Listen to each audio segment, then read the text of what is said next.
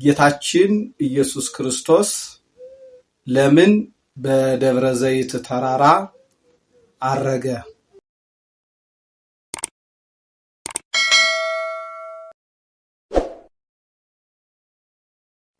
በስመ አብ ወወልድ ወመንፈስ ቅዱስ አሐዱ አምላክ አሜን።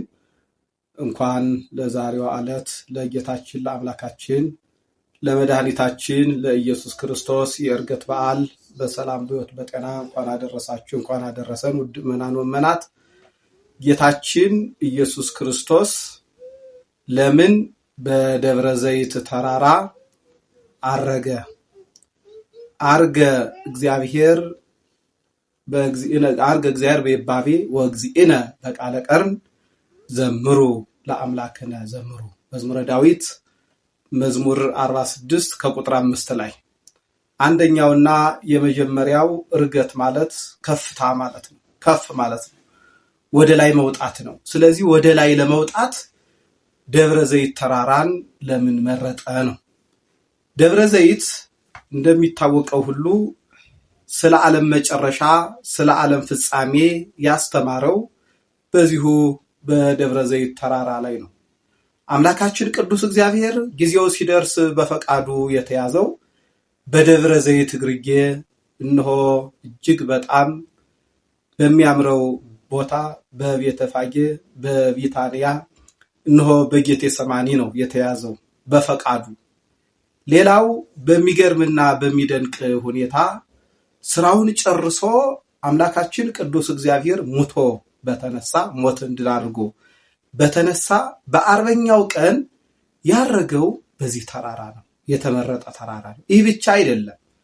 እነሆ ነብዩ ዘካርያስ በትንቢተ ዘካርያስ ምዕራፍ 14 ከቁጥር 4 ላይ እግሮቼ በደብረ ዘይት ተራራ ላይ ይቆማሉ የሚል ትንቢት ተናግሯልና ለዓለም ፍጻሜ ለዓለም ፍርድ ለመስጠት ለክፎች ሊመጣባቸው ለክፎች ሊፈርድባቸው ለደጎች ሊመጣላቸው ለመልካሞች ሊፈርድላቸው መድኃኒታችን ኢየሱስ ክርስቶስ የመጨረሻ ጊዜ ይመጣል።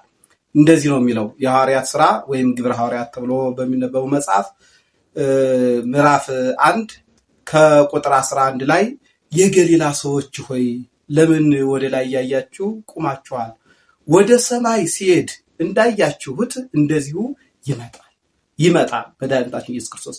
የሚመጣው ግን መጀመሪያ በመጣው አመጣጥ አይደለም፣ ለፍርድ ነው የሚመጣው ማለት ነው። መድኃኒታችን ኢየሱስ ክርስቶስ ያረገው ይዞት ያልመጣውን ስጋ ለብሶ ነው ያረገው። የገሊላ ሰዎች በሚደንቅ ሁኔታ ባርኳቸው አንትሙሰ ንበሩ ሀገር ኢየሩሳሌም እስከትለብሱ ኃይለ ማርያም፣ እናንተስ ከኢየሩሳሌም ቦታ ቆዩ፣ በቤተ ክርስቲያን ቆዩ፣ በሃይማኖት ጽኑ ቆዩ፣ በመልካም ሥራ ቆዩ አላቸውና ባርኳቸው ከፍ አለ። የርቀት ያይደለ የርቀት ከነሱ እየራቀ ሄደ። አውሮፕላን መሬት ላይ ሲንቀሳቀስ ከፍ እያለ ሲሄድ እጅግ በጣም ግዙፍ የነበረው እያነሰ ወፍ እየመሰለ እንደሚሄደው ሁሉ መድኃኒታችን ኢየሱስ ክርስቶስ የርቀት ያይደለ የርቀት እየራቃቸው ከዓይናቸው ተሰወረ፣ ደመናም ተቀበለችው። ክብሩን ለመግለጽ ነው። ለዚህ ነው ነቢየ እግዚአብሔር ዳዊት በእልልታ በምስጋና አረገ ያለው። ሌላው መድኃኒታችን ኢየሱስ ክርስቶስ ያረገው የነ ሄኖክን የነ ኤልያስን ዕርገት ለመባረክ ለመቀደስ ነው።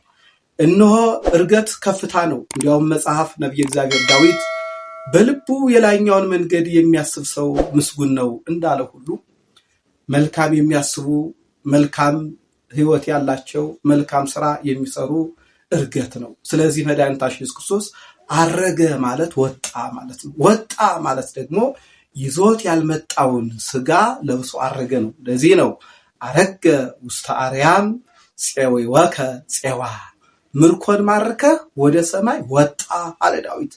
እኛን አባታችን አዳም የዲያብሎስ ምርኮኛ ነበረ። ከዲያብሎስ ማርኮ መድኃኒታችን ኢየሱስ ክርስቶስ የተማረከውን ስጋ ለብሶ ወደ ሰማይ አረገ። ስለዚህ ይህ ዕለት ይህ ታላቅ ከጌታችን በዓል ከመድኃኒታችን ከኢየሱስ ክርስቶስ አበይት በዓላት ተብሎ ከሚቆጠሩት መካከል አንዱ ነውና በዚህ በዓል ብዙ በረከት የሚገኝበት፣ በዚህ በዓል ብዙ ጸጋ የሚገኝበት፣ በዚህ በዓል እነሆ አምላክነትን ፈልጎ ሽቶ የነበረው ስጋ አምላክ የሆነበት ነውና ለዚህ ዕለት መድረስ ቀላል አይደለምና አምላካችን ቅዱስ እግዚአብሔር እርገት ወደ ላይ ነውና በዚህ ያለውን ክፉ የሆነውን ነገር አስወግዶ በተለያዩ ነገሮች በሐሳብ የወደቁትን አንስቶ እርገታችንን የሱን እርገት ከፍ እንዳለ እኛንም በመልካም ከፍታ አምላካችን ቅዱስ እግዚአብሔር ይባርካል። የሰው ልጅ ፍጻሜው ሲያምር ነውና እያንዳንዳችን ፍጻሜያችን ያሳምርልን። እግዚአብሔር በምስጋና አረገ። በዓላችንን የሰላም የፍቅር የአንድነት የመተሳሰብ በዓል ያድርግልን። ለብርሃነ እርገቱ ያደረሰን ለብርሃነ ለጰራቅሊጦሱ በሰላም ያድርሰን። የዘንድሮ እርገት እንግዲህ ግንቦት 13 ታላቅ ነውና እንኳን አደረሳችሁ እንኳን አደረሰን። ሰላም እግዚአብሔር ከሁላችን ጋር ይሁን። አሜን።